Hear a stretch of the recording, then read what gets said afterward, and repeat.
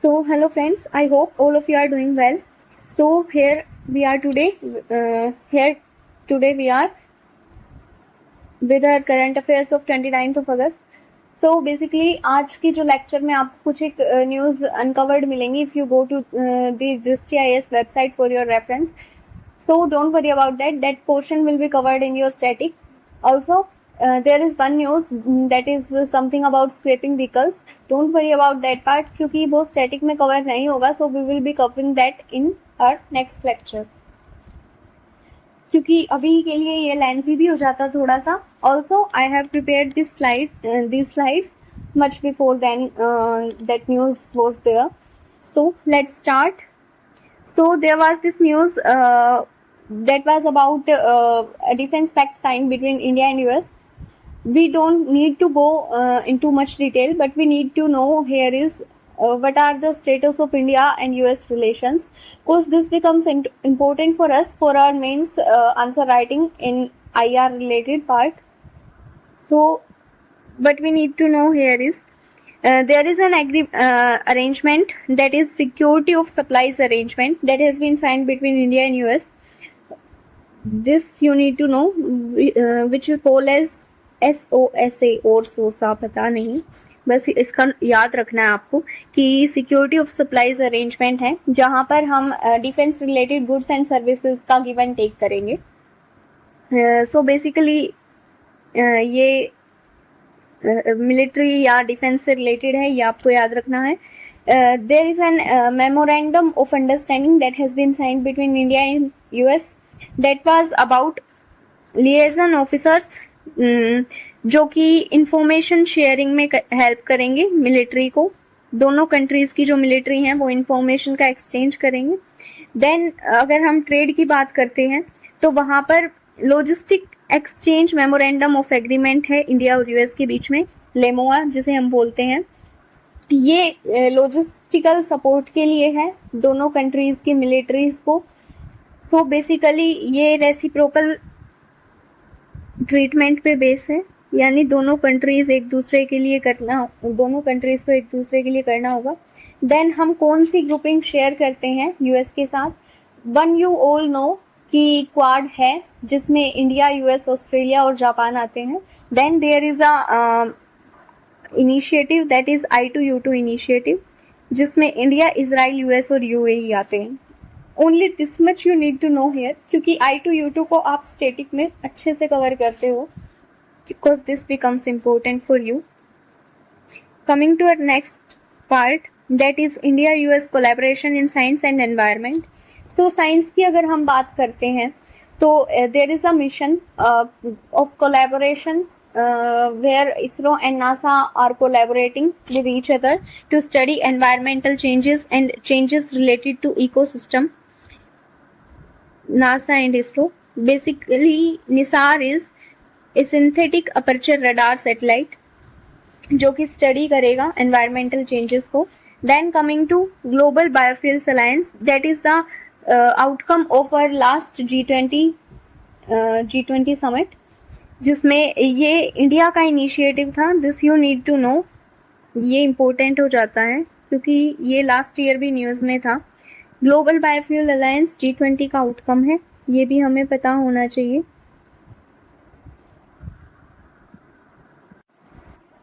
So it is an initiative by India. India का initiative है.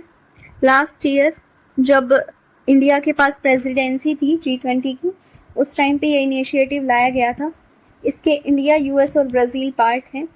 Basically ये sustainable use of biofuels से related है.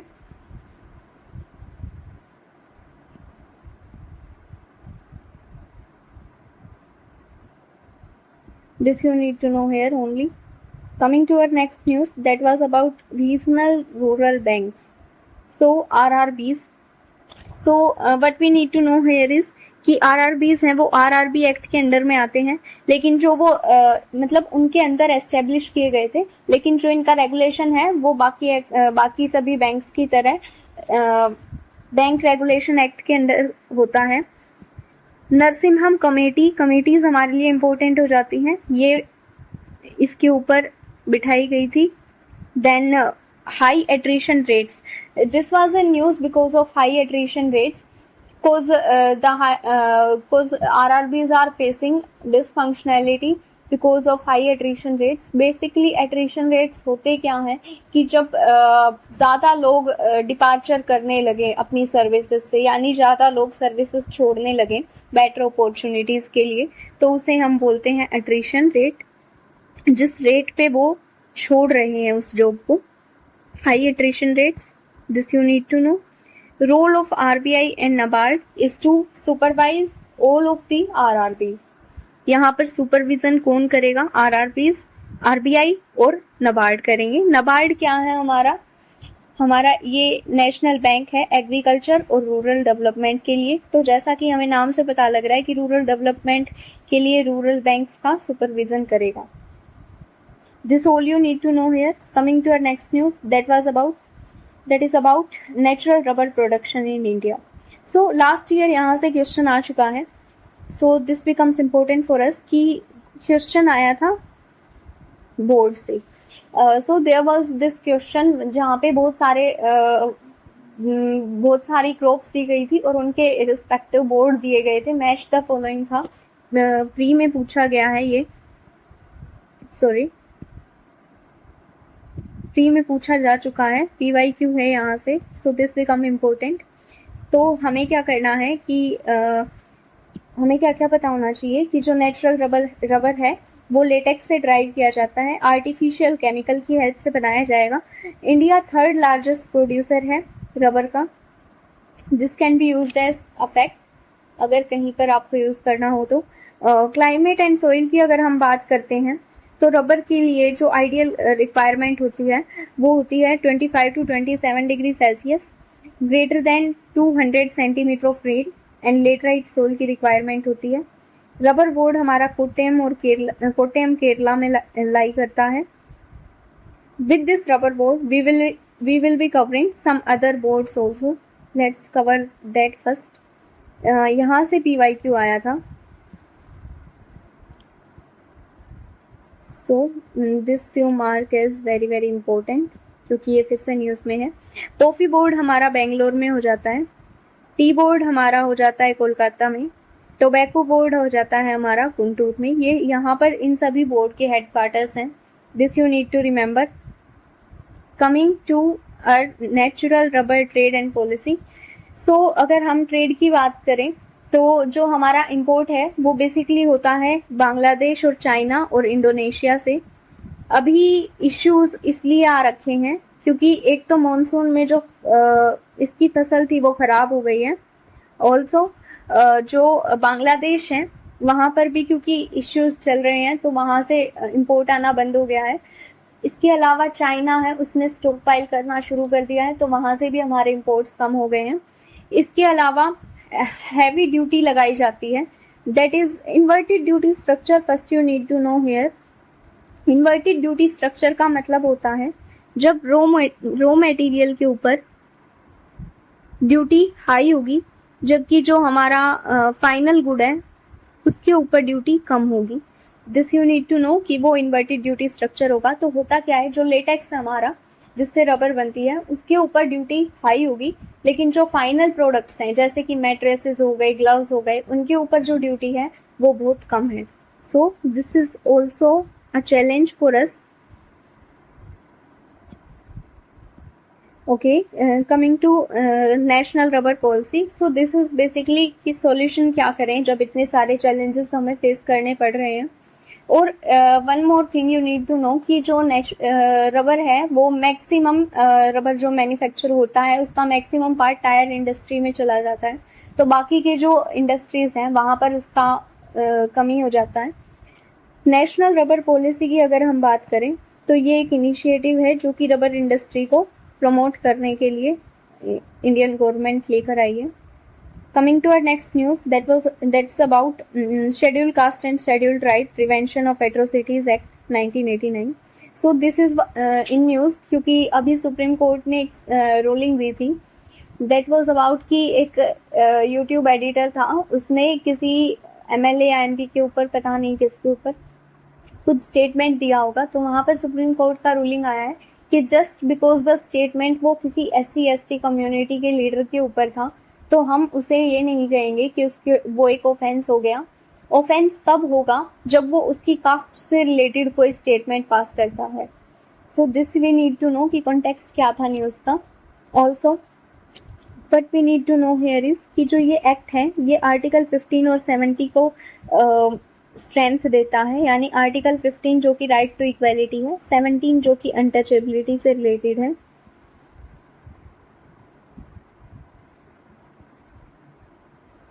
स्पेशल कोर्ट्स हमें क्रिएट करने चाहिए ताकि फास्ट प्रोसेस हो सके केस को खत्म करने का, grievance redressal mechanism fast process कर सके। इसके अलावा हमें जो ये एक्ट है इसमें तो अगर हम प्रोविजंस की बात करें कि इस एक्ट के क्या क्या प्रोविजंस हैं, तो इस एक्ट में प्रोविजन है कि हमें स्पेशल कोर्ट्स एस्टेब्लिश करने होंगे। नो एंटीसिपेटरी बेल, यानी कि एंटीसिपेटरी बेल नहीं दी जाएगी। एंटीसिपेटरी बेल बेसिकली होती क्या है कि जो अरेस्ट होने से पहले एप्लीकेशन लगाई जाती है बेल के लिए। फॉर एग्जाम्पल, अगर कहीं पर कोई केस चल रहा है और हाई कोर्ट में उसकी सुनवाई होनी है और उस इंसान को जिसके अगेंस्ट वो केस चल रहा है उसे ये है कि कहीं हाई कोर्ट अरेस्ट के ऑर्डर ना दे दे, तो वहां पर ये जो बेल है वो लगाई जाएगी। इसके अलावा रिहेबिलिटेशन और रिलीफ का जो प्रोविजन है वो भी इस एक्ट के अंदर है। अगर हम अमेंडमेंट्स की बात करें, one more thing you need to know कि जो इस एक्ट में है इसमें बहुत सारे जो फिजिकल ऑफेंस है या फिर और बहुत सारे जो ऑफेंसेस हैं जैसे अनटचेबिलिटी है, वो सारे एट्रोसिटीज में काउंट किए गए हैं। This we here need to know कि जो उसके बाद इस एक्ट में जो अमेंडमेंट्स हुए हैं उन्होंने इस डेफिनेशन को एक्सटेंड कर दिया है और इस डेफिनेशन में हमने इंक्लूड किया है जैसे देवदासी, जो कि हम SC ST कम्युनिटी की वुमेन को स्टेटस दे देते हैं, गार्लैंड्स पहनाते हैं उन्हें, जूतों की माला पहनाना या फिर मैनुअल स्कैवेंजिंग, उन सबको हमने एट्रोसिटीज में काउंट किया है। ये सब ये अलग है न्यूज़, ये बस मैंने ऐसे ही उठा लिया। It is a separate one, fact only. But you need to know here is कि जो दलित वर्ड है वो सबसे पहले ज्योतिबा फुले ने कॉइन किया था। Coming to our next thing, so basically this was our PYQ। ये न्यूज़ के साथ में कवर था, PYQ है, तो मैंने इसे डाल दिया क्योंकि ना तो आप इसे स्टैटिक में कहीं पा सकते हो, ना ही ये कहीं करंट में आई थिंक कवर होगा। So basically what is Mitakshara system and what is Daya भागा सिस्टम। सो मिताक्षरा सिस्टम है जब सन क्लेम करेगा अपने फादर की प्रॉपर्टी को उसके लाइफ टाइम में, और जब सन क्लेम करेगा उसके फादर की प्रॉपर्टी को उसके फादर की डेथ के बाद, तो वो हो जाएगा दया भागा सिस्टम।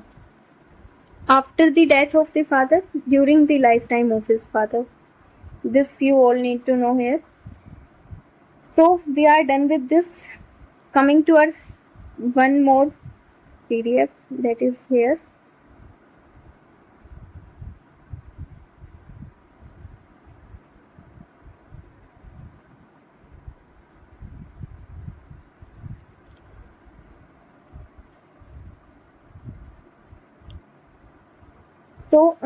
इसमें कुछ नहीं है, इसमें बस जल्दी जल्दी हमें कवर करना है, इसमें सब फैक्चुअल है लगभग। एडजॉर्नमेंट साइन डाई, वैसे ही इसे आप करते हो पॉलिटिक में कवर, स्टैटिक में होता है लेकिन न्यूज में था, तो just know this, nothing more than a fact कि जो पार्लियामेंट सेशन होता है जब हम उसे इंडेफिनेटली टर्न कर देते हैं without giving any next date of the session, तो उसे हम एडजॉर्नमेंट साइन डाई बोलते हैं। Coming to our next news that is factor based investing.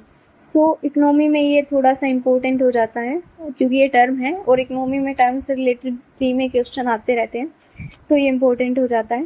Factor based investing क्या है कि अभी तक हम इन्वेस्ट करते हैं सेंसेक्स में, निफ्टी में, लेकिन जब हम इन्वेस्ट करें ये देखकर कि उसका साइज क्या होगा जहां पर हम इन्वेस्ट कर रहे हैं, उस चीज की वैल्यू क्या होगी, मोमेंटम क्या होगा, उसकी ग्रोथ कितनी हो सकती है, तो हम एक सिंगल फैक्टर को ध्यान में रखकर जब इन्वेस्ट करें तो वो हो जाएगी factor based investing. Nothing else you need to know here, only the highlighted part you need to know कि investing based on factors like size, value and growth potential of the companies. Coming to our next news, that is about Parkinson's disease. So Parkinson's disease होता क्या है? This is all but we need to know here. Parkinson's disease में होता क्या है कि जो हमारे ब्रेन है उसमें जो न्यूरॉन सेल्स होते हैं, न्यूरॉन सेल्स बेसिकली हमारे ब्रेन का सबसे स्मॉलेस्ट यूनिट होता है. जब वो न्यूरॉन सेल्स डिक्रीज होने लगते हैं तो हमारा जो डोपामिन सिक्रेशन है वो भी कम होने लग जाता है, जिससे डोपामिन के लेवल कम हो जाएंगे. डोपामिन हमारा बेसिकली एक हार्मोन होता है जो हमें खुश करने में हेल्प करता है. So this is the only thing you need to know कि reduced dopamine, decrease in neuron cells leading to reduced dopamine production. Coming to our next news, that was about master clock system. So railway is bringing this initiative, that is master clock system. इससे होगा क्या? पहले तो इससे करेंगे क्या, ये base होगा जीपीएस से, मतलब कि जितने भी मतलब एक कॉमन टाइम फ्रेम लेकर आएंगे सभी रेलवे के स्टेशन के लिए. उससे होगा क्या, अब अगर सब जगह पर सेम टाइम है तो उससे जो टाइम का गैप है वो खत्म होता चला जाएगा, तो ऑपरेशन बेटर होगा. इसके अलावा जो एक्सीडेंट्स होते हैं वो कम हो जाएंगे क्योंकि हमें पता रहेगा एक्चुअल लोकेशन क्या है ट्रेन की कब, तो ये बेटर ऑपरेशन में हेल्प करेगा. नाविक के ऊपर बेस्ड है, रिड्यूसिंग एक्सीडेंट. सो इसका मतलब कुछ नहीं बनता, बस मतलब इतना सा है कि अगर कहीं पर हम फैक्ट की तरह यूज कर सके तो हम कर सकते हैं मेंस आंसर राइटिंग में. अगर रेलवे से रिलेटेड कोई क्वेश्चन आ जाता है कहीं पर या फिर इंफ्रास्ट्रक्चर से रिलेटेड आ जाता है तो वहां पर हम इसे डाल सकते हैं.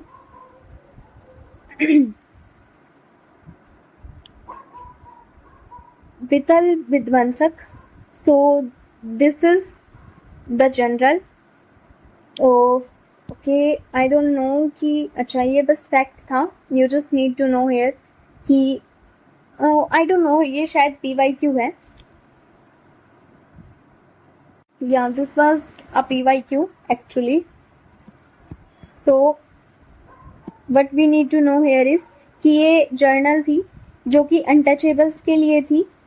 इसके अलावा ये लिखी गई थी गोपाल बाबा वालांकर के द्वारा. Coming to our next news, that is leptospirosis. Leptospirosis basically एक बैक्टीरियल डिजीज है. ये बैक्टीरिया जो है ये जूनोटिक है. जूनोटिक बैक्टीरिया होता क्या है, this we need to know. ये वो बैक्टीरिया है जो एनिमल्स से ह्यूमंस में ट्रांसफर कर सकते हैं. This we need to know. इससे होगा क्या, ये बैक्टीरिया कोज करता है वेल्स सिंड्रोम. वेल्स सिंड्रोम क्या होता है, जिसमें अफेक्ट होंगे हमारे किडनी और liver. Also in some cases this bacteria can cause meningitis जो हमारे ब्रेन को इम्पैक्ट करेगा. This all we need to know here. Coming to our next news, that is about CP grams. So CP grams क्या है, centralised public grievance redressal monitoring system. तो basically किया क्या है कि हर मिनिस्ट्री में एक सेल क्रिएट किया जाएगा जो कि हमारे ग्रीवांसेस का रिड्रेसल करेगा. गवर्नमेंट ने ये प्रोविजन दिया है कि अब अगर कोई भी मिनिस्ट्री है उसके पास अगर हमने एप्लीकेशन लगाई है किसी भी अपने ग्रीवांस को लेकर, तो मिनिस्ट्री उसे ये कहकर क्लोज नहीं कर सकती कि ये उस मिनिस्ट्री से रिलेटेड नहीं है. उस मिनिस्ट्री को उस ग्रीवांस को उस मिनिस्ट्री के पास भेजना होगा जिस मिनिस्ट्री से वो एक्चुअली बिलोंग करता है. This is the approach that has been that will be followed. in the upcoming time. Minimum time, maximum time उस ग्रीवांस को रिजोल्व करने का 21 डेज कर दिया है, पहले ये 30 डेज था. होल ऑफ गवर्नमेंट अप्रोच कि no case can be closed by saying कि ये हमारी जुरिस्डिक्शन में नहीं आता है. Sorry for mispronunciation. Dedicated cell होगी हर मिनिस्ट्री के अंदर. Each ministry has a dedicated cell grievance redressal mechanism के लिए. Coming to the next news, Bell's syndrome as we have already study, क्या कि ये लेप्टोस्पायरोसिस बैक्टीरिया से होता है. इसके अलावा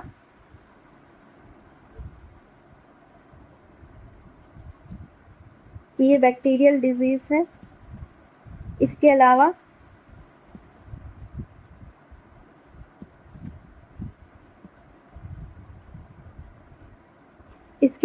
ये हमारी किडनीज पे असर डालेगा, लीवर पे असर डालेगा, और बस इन्हीं से रिलेटेड है. बेल्स सिंड्रोम बस हमारी लीवर और किडनी पे असर डालता है. लेप्टोस्पायरोसिस से ये रिलेटेड है. NavIC we need to know here कि हमने इसे यूज किया है मास्टर क्लॉक सिस्टम में. Nothing else you need to know here, क्योंकि ये जीपीएस बेस्ड है. नाविक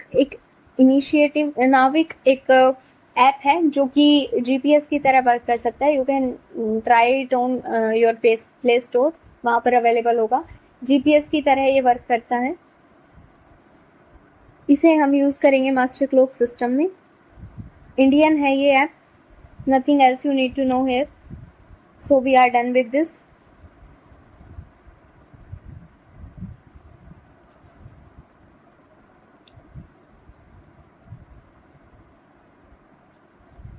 सो बेसिकली नाविक एक सिस्टम है, लेकिन नाविक नाम का एक ऐप भी है, आप उसे देख सकते हो जाके. So this is all about current affairs of 29th August. Coming to our question part, let me save this one.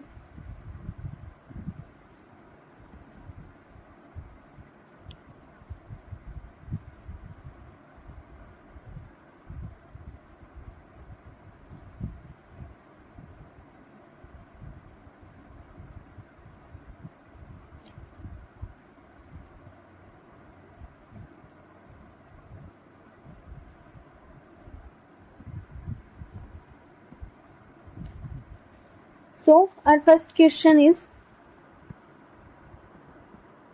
I'll try कि आज मैं सुंदर लिखूं. So our first question is evolution of India-US relations over time, और इसके impact क्या होंगे India की रिलेशंस पर. Impact on India's relation with other major powers. So what we need to do here is कि आंसर राइटिंग इतनी सारी तो हम कर नहीं सकते, तो हम एक बेसिक फ्रेमवर्क क्रिएट करते हैं. As you all know, intro में हम क्या डालेंगे कि जो यूएस है उसकी वैल्यू क्या है. तो सबसे इम्पोर्टेंट वैल्यू तो यही है कि जो यूएस है वो उसके साथ हमारा जो ट्रेड है वो पॉजिटिव चलता है. बिगेस्ट ट्रेड पार्टनर्स में से एक है ये इंडिया के लिए. Also we have positive trade with US. India US relations ने इवॉल्व किया है over time. Coming to the body part, तो जो कोल्ड वार का टाइम था उसमें हमें पता है कि यूएस पाक के साथ अलाइन था, पाकिस्तान यूएस के साथ अलाइन था, जबकि इंडिया ने चूज किया था कि वो नॉन अलाइनमेंट पॉलिसी को फॉलो करेंगे. दैट इज हम किसी भी पार्टी के साथ नहीं होंगे, हम नॉन अलाइनमेंट पॉलिसी को फॉलो करेंगे. उसके बाद न्यूक्लियर ट्रीटी आई, सिविल न्यूक्लियर अग्रीमेंट. जब इंडिया ने न्यूक्लियर टेस्ट किए थे तो उसके बाद ये सिविल न्यूक्लियर अग्रीमेंट लाया गया था. इसने इंडिया को रिस्पॉन्सिबल बताया था कि इंडिया है वो रिस्पॉन्सिबली अपनी न्यूक्लियर पावर्स का यूज करेगा। इसके अलावा इंडिया का जो न्यूक्लियर आइसोलेशन था वो खत्म कर दिया गया था, क्योंकि न्यूक्लियर टेस्ट के बाद यूएस ने इंडिया के ऊपर कुछ रिस्ट्रिक्शंस लगाए थे, सो वो खत्म कर दिए गए थे। इसके अलावा इकोनॉमिक ट्रेड पॉजिटिव है हमारा यूएस के साथ।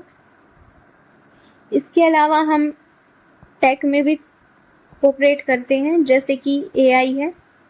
इसके अलावा क्वांटम टेक्नोलॉजी में हम कोऑपरेट करते हैं। ये तो अब का है, पहले का यही है बैकग्राउंड कि कोल्ड वार था, उसके बाद सिविल न्यूक्लियर एग्रीमेंट आया, उसके बाद अब जो सिचुएशन है कि ट्रेड हमारा पॉजिटिव है, ट्रेड अच्छा खासा हो रहा है। टेक्नोलॉजी है, ट्रेड रिलेटेड पार्ट में आप मेंशन भी कर सकते हो, डेट इज लेमोआ वगैरह। इसके अलावा टेक्नोलॉजी शेयरिंग है, यहाँ पर आप मेंशन कर सकते हो निसार। तो ये जब हम छोटी छोटी चीजें मेंशन करते हैं तो उससे ही वैल्यू एडिशन होता है, और कोई यूज नहीं है करंट अफेयर का। इसके अलावा अगर हम जियो पॉलिटिकल सिचुएशन की बात करें, let me take a new page for this, कि अगर हम जियो पॉलिटिकल सिचुएशन की बात करें तो वहाँ पर क्या है, जो हमारा क्वाड एक ग्रुपिंग है। इसके अलावा I2U2 बोल सकते हो आप। This all you need to know here. Coming to the next part of the question, that is India के अदर कंट्रीज के साथ जो टाइज हैं उनके ऊपर क्या इफेक्ट होगा। तो जो इंडिया है वो रशिया यूक्रेन वॉर में थोड़ा सा रशिया की तरफ टिल्ट है। जैसे हमने रशिया से इंपोर्ट किया था उस टाइम पर ऑयल वगैरह, even after the US concerns that were associated, तो वहाँ पर रशिया के साथ थोड़े से रिलेशंस अफेक्ट होते हैं। इसके अलावा इंडिया जो है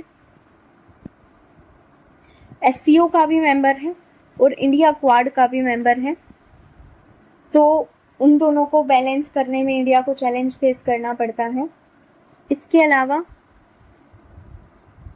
जो यूएस है वो पाक का अच्छा दोस्त रहा है पास्ट में, तो वहाँ पर इंडिया को एक चैलेंज फेस करना पड़ता है।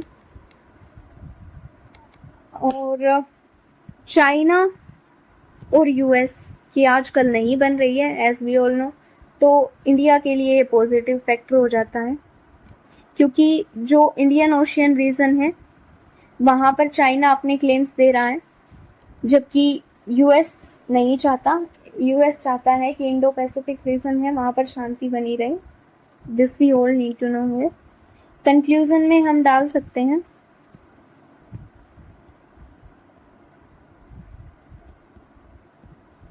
कि अलग अलग फील्ड्स में कोऑपरेट कर रहे हैं, अलग अलग फील्ड्स में कोऑपरेशन को इंक्रीज करने की ज़रूरत है, और इंडिया को अपने बायलैटरल रिलेशंस मेंटेन करने की ज़रूरत है। Also you can bilateral relations को मेंटेन करने की ज़रूरत है अच्छे से, ताकि उसकी जो मल्टीलेटरल रिलेशंस हैं या ग्रुपिंग्स है वो ख़राब ना हो, वहाँ पर उसका जो स्टेटस है वो ख़राब ना हो।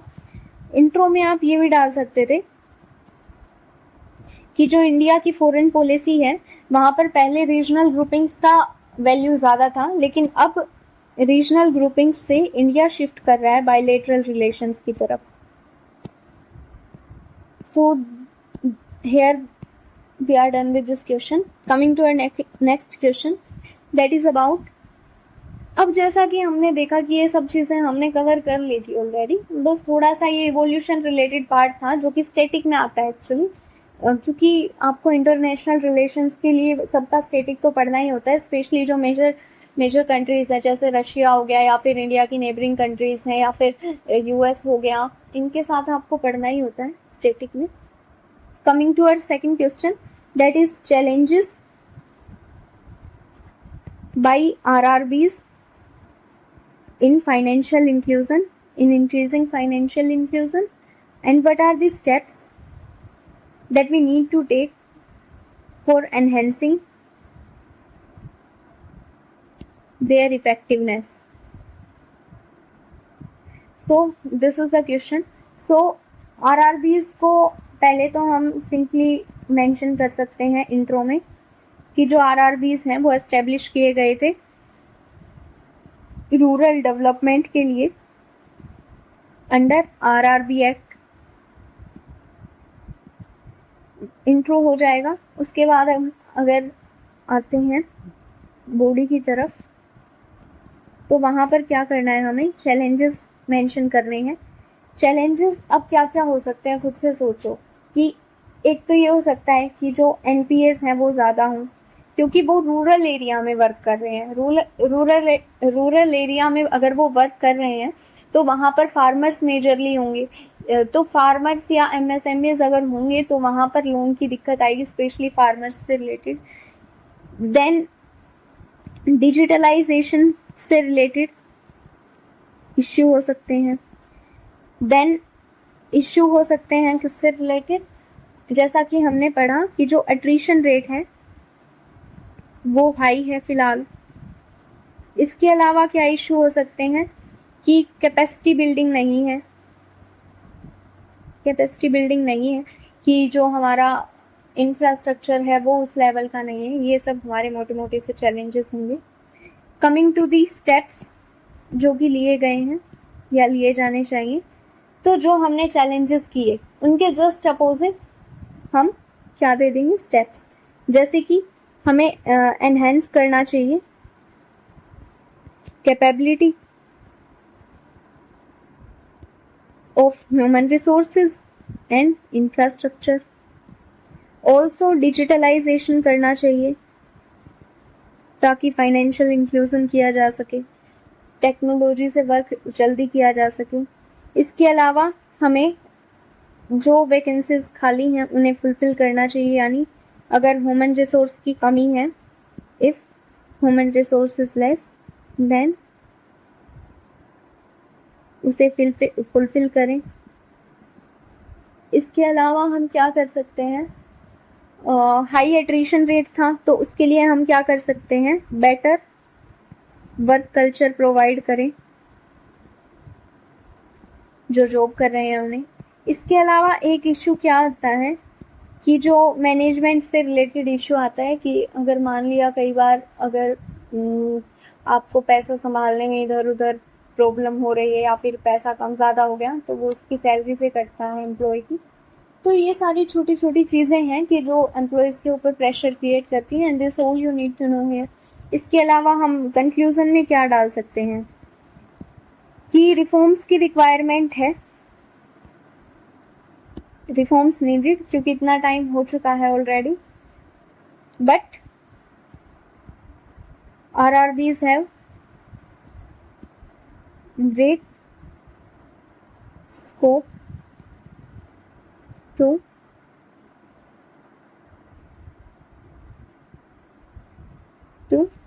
perform their part,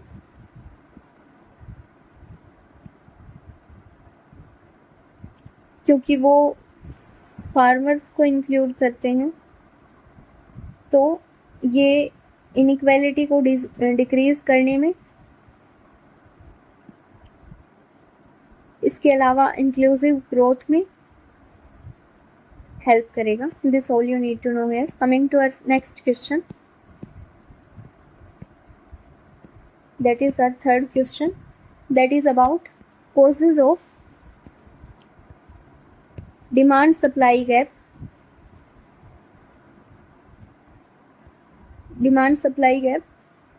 in rubber sector।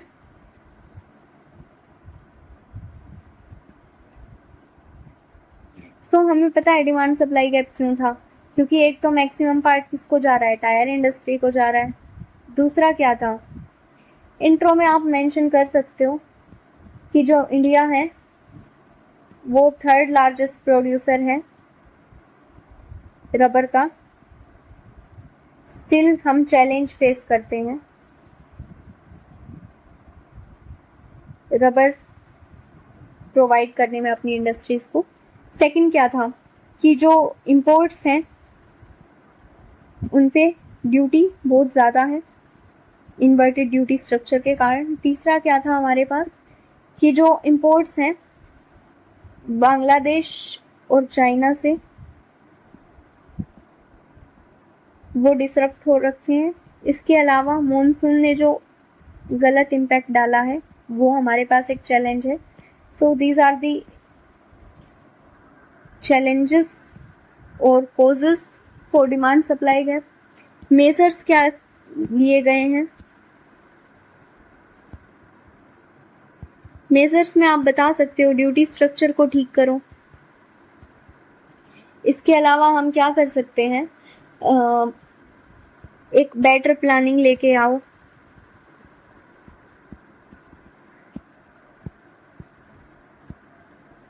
Rubber industry के लिए जैसा कि गवर्नमेंट लेकर आई है, that is national rubber policy. This you can mention here. इसके अलावा कुछ नहीं करना होता, जो चैलेंजेस हैं उनको उठाकर उनका बिल्कुल उलट कर आप उनके स्टेप्स में दे दोगे। Nothing else you need to do here. Coming to our conclusion part. Conclusion में आप क्या दे सकते हो?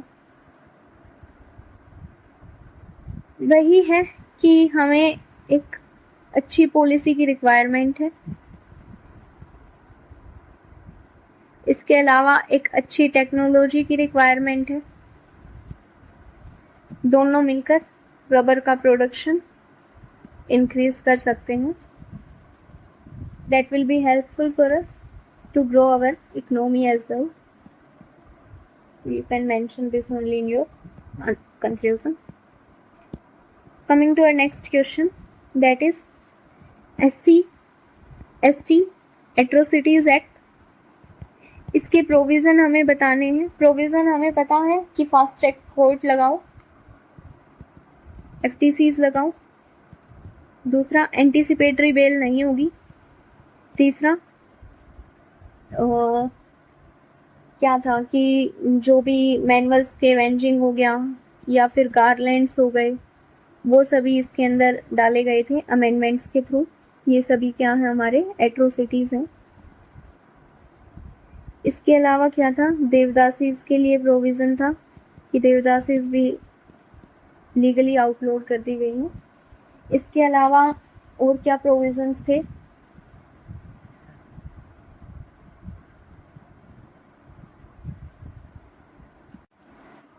Okay, let me right intro first. कि इंट्रो में तो आप डाल ही सकते हो कि आर्टिकल 15 और 17 को इनेक्ट करने के लिए, ये अच्छे से उसे लागू करने के लिए ये एक्ट लाया गया था।